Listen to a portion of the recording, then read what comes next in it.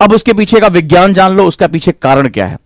Actually हमारे मस्तिष्क में जब हमारे टीचर पढ़ाते हैं तो ढेर सारे सब्जेक्ट्स हमारे पास आ जाते हैं, दिमाग में आ गया सब्जेक्ट, ठीक है, हमारे विषय history, geography, polity, economics, current affair, सब कुछ आपके दिमाग में आता चला जा रहा है।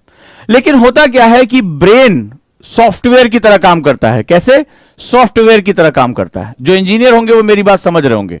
ब्रेन एक सॉफ्टवेयर की तरह, उसने सारी इंफॉर्मेशन को परसीव कर लिया, अपने साथ रख लिया, लेकिन उस दिमाग के अंदर जो है, अब ध्यान से, आप जो कहते हैं कि सर आता है लेकिन मैं लिख नहीं पा रहा हूं या लिख नहीं पा रहा हूं, उसके पीछे कारण क्या है, उसके पीछे की साइकोलॉजी है, उसके पीछे का महत्वपूर्ण सेगमेंट क्या है, वो समझ लो कि भाई सॉफ्टवेयर हमारे पास, ये बहुत महत्वपूर्ण है। मुझे ये चीज आती है, अब मुझे इसको लिखने के लिए अपने हाथों को निर्देश देना पड़ेगा या नहीं लिखना पड़ेगा?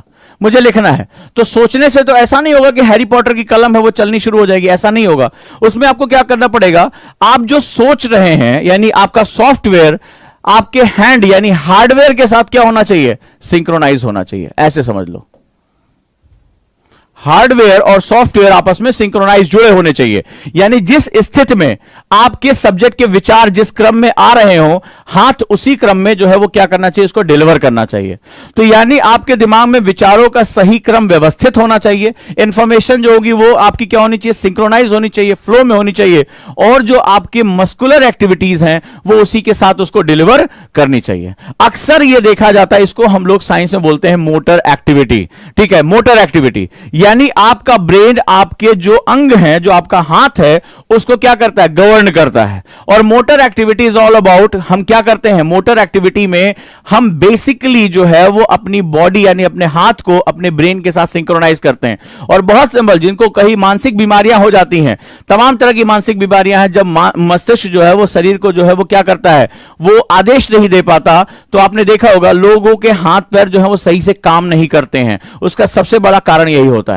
तो स्टूडेंट ये भूल जाता है कि सिर्फ पढ़ लेने से काम नहीं होगा, सॉफ्टवेयर तो तैयार हो जाएगा, लेकिन एग्जामिनर तो ये देखेगा ना आपकी कॉपी में क्या लिखा हुआ है, आपकी कॉपी में कैसे लिखा हुआ है, आपकी कॉपी में कितना लिखा हुआ है, आपकी कॉपी में क्या लिखा हुआ है, आपकी कॉपी में कैसे लिखा हुआ है, और आपकी कॉपी में कितना लिखा हुआ है। इसी पर ही आपके मार्क्स तय होंगे। याद रखिएगा, इसी पर ही आपके मार्क्स तय होंगे।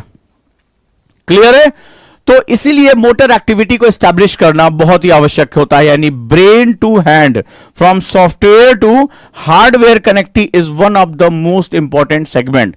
और इसीलिए जो मिस्टेक हमसे होती है कि हम पहले पढ़ लें फिर लिखेंगे, तो फिर आपने अपने बारे में इतना जाना, इतना पढ़ा, तो लिख क्यों नहीं पा रहे हो? आप मुझे बताओ, टीचर आपको बता रहा है फिर भी उसको डिलीवर क्यों नहीं कर पा रहे हो? उसके पीछे आपको आपका साइंस कोई बताने को तैयार नहीं हो रहा। जो इंजीनियर होगा वो जानता है कि हम सॉफ्टवेयर बना लेते हैं, लेकिन उसको हार्डवेयर में जो बर्न करना, उसको कहते हैं पोर्ट बर्न करना। अगर इंजीनियर होगे तो आप जान रहे होगे कि मैं क्या बात कर रहा हूं। सॉफ्टवेयर को हार्डवेयर में पहुंचाने के लिए हमें पोर्ट बर्न करने पड़ते हैं। तो यहां पर भी, ये तो बहुत बेसिक सा फंडा है, यहां पर भी आपके दिमाग में जो इंफॉर्मेशन है उसको हमें कहां लेकर आना है? उसको हमें जो है वो अपने मोटर एक्टिविटी के साथ मिलाना है, तभी जाकर आपकी सक्सेस यानी आपकी सफलता तय हो।